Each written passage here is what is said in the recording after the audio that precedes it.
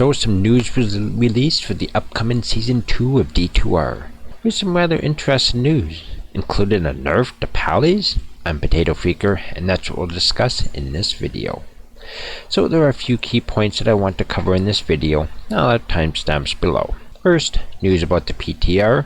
Second will be some Terror Zone talk. Third will be the nerf to builds and implications. And fourth will be a reaction on the forums. So first the PTR. It looks like we have a little longer to wait. There will be another PTR session that will take a week or two. Then they'll have their buffer as they get it all ready to launch at the same time on PC and consoles. And then we'll have Season 2 start. There'll be about a minute delay between each season, so you still have time to get to 99 for Season 1, if that's your goal. So we still have a bit of a wait. Pez did apologize for the delays and said the team hopes to do better in the future. These things happen. Onto the Terror Zone talk. They looked at the top feedback and are looking for ways to improve it for Season 2. However, Terror Zones will be ladder only. There will not be a single player version of it at this time.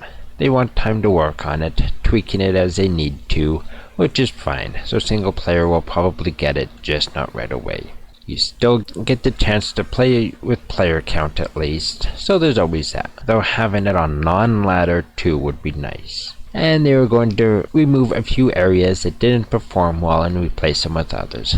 Oh, that could be exciting, depending on where they pick. Also looks like they're perhaps changing the way that the zones are unlocked, and how long they will last for. I think they should use a quest that isn't often used. So if, with it being every difficulty, unlock it by killing Neelathak. People only kill him in Hell for keys. Use that to get more people to complete it in Normal and Nightmare as well. And third is most likely a huge change outside the Terror Zones. He said, players found some of the TZ content to be easy, but we can determine what players played on PTR who offered the specific feedback, and we noticed a lot of it came from Hammerden players. The team has some ideas on this, and we'll be sharing them soon. I expect it to create a bit of a shift in build and class opportunities for players. So something to create a shift in opportunities. This could be huge. He doesn't say what the change is, or how they will create this shift. Now everyone is saying a nerf to Hammerden. And it could be a nerf to Hammerden, or it could be the other thing everyone is saying, a change to immunities.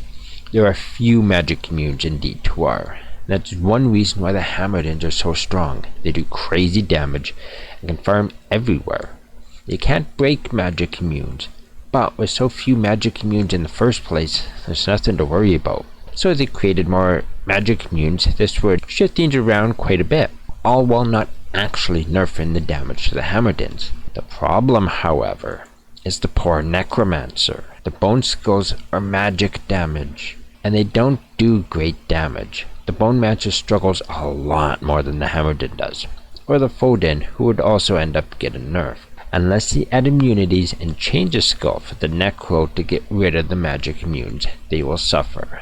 Now they could add magic resistance to lower resistance, and have it at level 4 as enough to break the immunity. This way, the Bone Mancer can add more points to it and get at a higher level to break the immunities, while the Pally is unable to. Lower resist charges, I believe, only goes up to level 3. Of course, there is still the Plague Wound Word, which can proc level 12 lower resist. It will slow down the Hammerden though, but the Necro still gets hurt either way. It is far too early to say what their plans are. We will just have to wait and see what they come up with. And fourth is a reaction on the forums. People have been replying to the topic, and yes, I understand that you can't please everyone, but some of the responses are just beyond rude. I get it. We're passionate for the game. I love D2R, and I love the developers are still working on it. They easily could have simply left the game as is and left it to work on D3 and D4. They don't have to balance anything. They don't have to make the grind in 99 better. From the start, they made it clear they weren't sure what was going to happen. So if nothing happened, well, sure, it would suck, but it wasn't like they promised anything. So when you give your feedback, please be respectful. The development team is working to make the game fun for everyone. They are doing their best, and I'm happy about it. They most likely have a skeleton crew working on it, and they have to be careful. If PD2 makes a change, they don't have to worry as much about the consequences as Blizzard does. They need D2R to continue to make money. PD2, however, is done by a group of volunteers, so please keep that in mind. Attacking the devs and whining really isn't a great way to continue to get their support. They can easily go, "Oh, D4 needs us," and abandon D2R, and it just makes you look like a dick. Also remember that they can't just simply copy everything from PD2 over to D2R, nor should they. Anyways, to those who were given feedback in a considerate manner, thank you. So, some big changes coming our way. It's an exciting time to be playing D2R, and I look forward to see what they're going to announce next. So what are your thoughts on their shift of build opportunities, or the delay in ladder? Let me know in the comments below. If you like what you saw, please don't forget to like, share, and subscribe for more content like this. And stay tuned for more news. Thank you for watching, and I hope to see you in the next video.